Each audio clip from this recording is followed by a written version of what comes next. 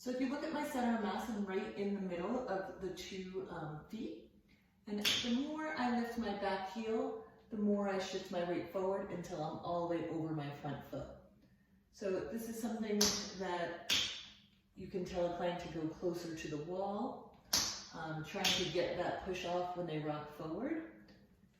You can also put your hands on your hips and shift forward and touch the wall. If they can add a reach, if you do a reach here, you can see I don't even have to go that far. I can even reach here without even lifting up my heel. Here, I can also reach.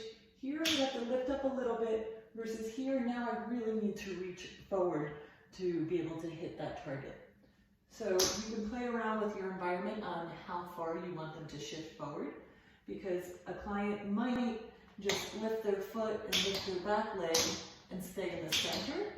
And we really want them to be able to shift back and forth. So we want that rock forward and then that rock back. And your center of mass, depending on how far you rock forward, so if I rock forward only here, I'm only lifting my heel a little bit. If I rock a little bit more, a little bit more, a little bit more, my back heel rises more.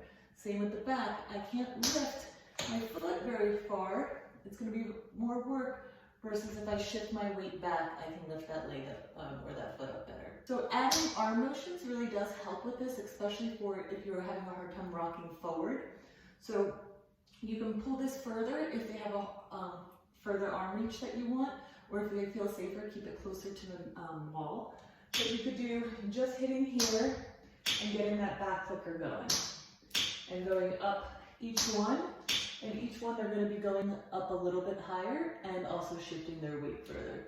The same thing, you can go back and hit the wall, and it should be about arm's length distance once you're here. If your elbow is straight, you can see that I don't have my weight shifted. So arm's length distance, I can lift and have a good weight shift, and then I can have a good weight shift forward. So arm's length distance and shift forward, just getting used to moving their center of mass forward and back. So another cue you can use, or using tactile feedback, is to put foot pads or even a ruler on someone's hips. So here I'm putting right in front of their hips, and I'm telling them to shift forward. So you might want to start to see, is this the position where you want them to be? And then place the foot pads. And then as you shift back, and you tell them, I want you to do a light touch, and then come back. I'm really telling them that you want to initiate it at the hips and get a better push off, because you want that hip extension, and you want the heel rise to get that push off.